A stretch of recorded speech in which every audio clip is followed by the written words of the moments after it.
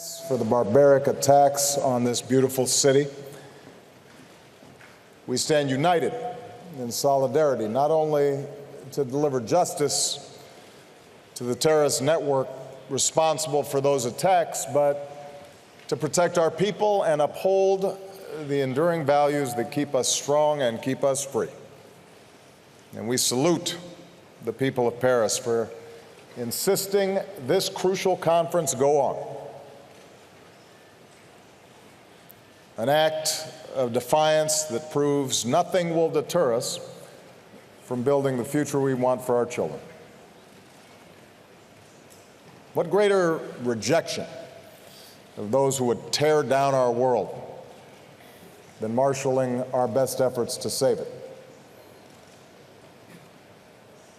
Nearly 200 nations have assembled here this week. A declaration that for all the challenges we face, the growing threat of climate change could define the contours of this century more dramatically than any other. And what should give us hope that this is a turning point, that this is the moment we finally determined we would save our planet, is the fact that our nations share a sense of urgency about this challenge and a growing realization that it is within our power to do something about it. Our understanding of the ways human beings disrupt the climate advances by the day. 14 of the 15 warmest years on record have occurred since the year 2000. And 2015 is on pace to be the warmest year of all. No nation, large or small, wealthy or poor, is immune to what this means. This summer, I saw the effects of climate change firsthand in our northernmost state, Alaska, where the sea is already swallowing villages and eroding shorelines, where permafrost thaws and the tundra burns, where glaciers are melting at a pace unprecedented in modern times. And it was a preview of one possible future, a glimpse of our children's fate if the climate keeps changing faster than our efforts to address it. Submerged countries, abandoned cities, fields that no longer grow, political disruptions that trigger new conflict, and even more floods of desperate peoples seeking the sanctuary of nations not their own. That future is not one of strong economies, nor is it one where fragile states can find their footing. That future is one that we have the power to change. Right here, right now. But only if we rise to this moment. As one of America's governors has said, we are the first generation to feel the impact of climate change and the last generation that can do something about it.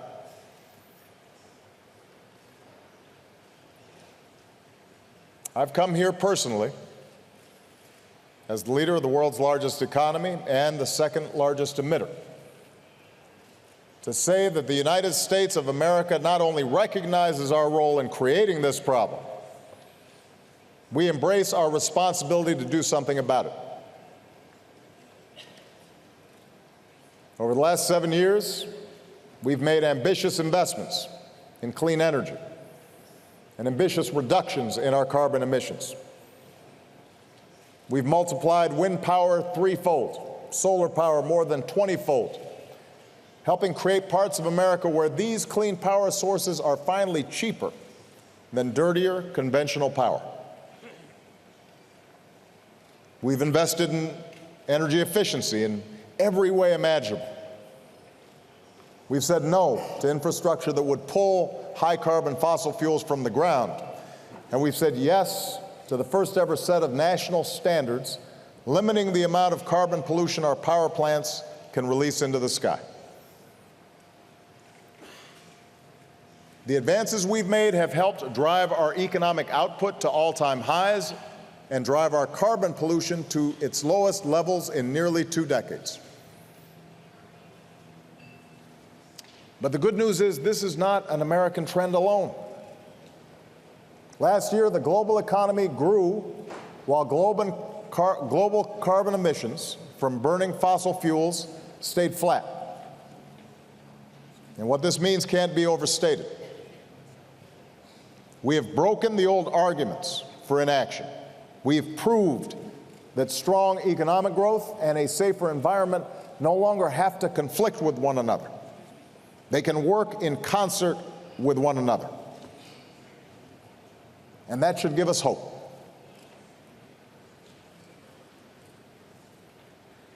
One of the enemies that we'll be fighting at this conference is cynicism. The notion we can't do anything about climate change. Our progress should give us hope during these 2 weeks. Hope that is rooted in collective action. Earlier this month in Dubai, after years of delay, the world agreed to work together to cut the super pollutants known as HFCs. That's progress. Already, prior to Paris, more than 180 countries representing nearly 95% of global emissions have put forward their own climate targets. That is progress.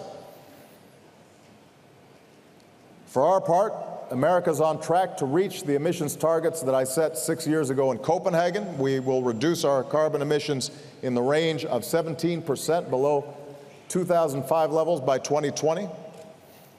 And that's why last year I set a new target. America will reduce our emissions 26 to 28% below 2005 levels within 10 years from now. So our task here in Paris is to turn these achievements into an enduring framework for human progress. Not a stopgap solution, but a long-term strategy that gives the world confidence in a low-carbon future.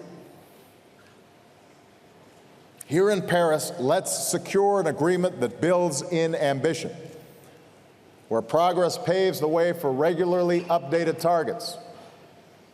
Targets that are not set for each of us, but by each of us, taking into account the differences that each nation is facing.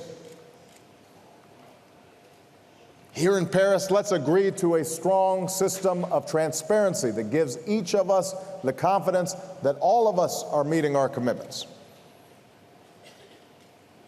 And let's make sure that the countries who don't yet have the full capacity to report on their targets receive the support that they need.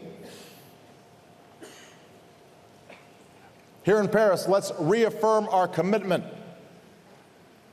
that resources will be there for countries willing to do their part to skip the dirty phase of development. And I recognize this will not be easy. It will take a commitment to innovation and the capital to continue driving down the cost of clean energy. And that's why this afternoon I'll join many of you to announce a historic joint effort to accelerate public and private clean energy innovation on a global scale. Here in Paris, let's also make sure that these resources flow to the countries that need help preparing for the impact of climate change that we can no longer avoid.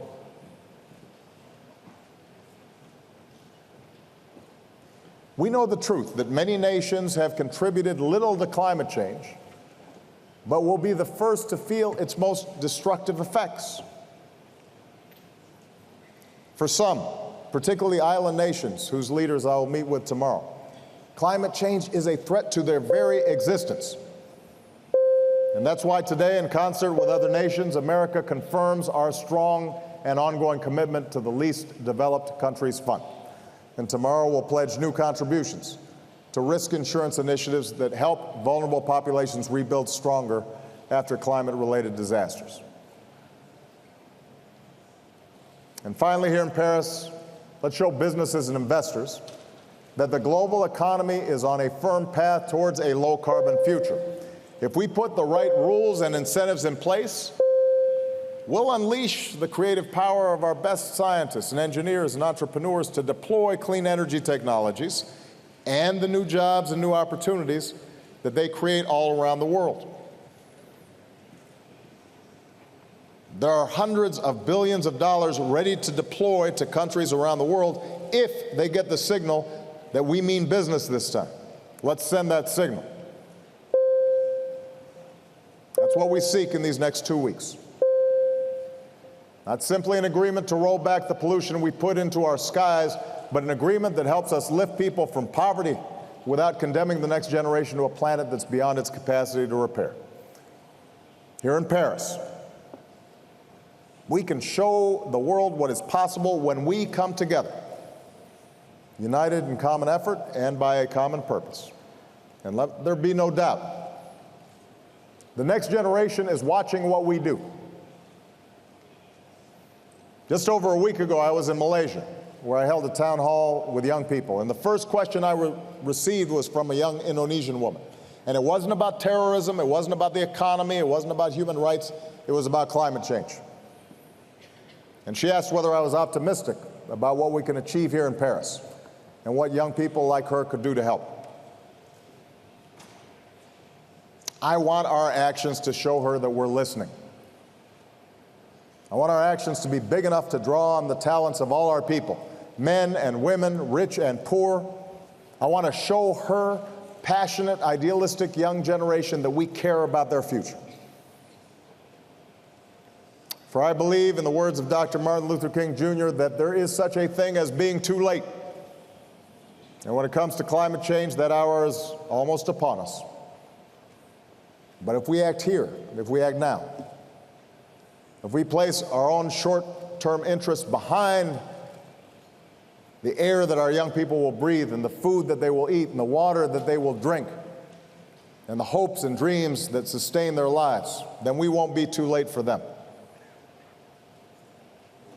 And my fellow leaders, accepting this challenge will not reward us with moments of victory that are clear or quick. Our progress will be measured differently in the suffering that is averted and a planet that's preserved. And that's what's always made this so hard.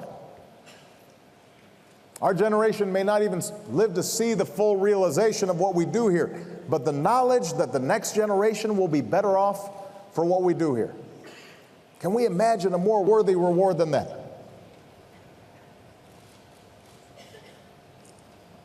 Passing that on to our children and our grandchildren, so that when they look back and they see what we did here in Paris, they can take pride in our achievement. Let that be the common purpose here in Paris. A world that is worthy of our children, a world that is marked not by conflict but by cooperation, and not by human suffering but by human progress. A world that's safer and more prosperous and more secure and more free than the one that we inherited. Let's get to work. Thank you very much.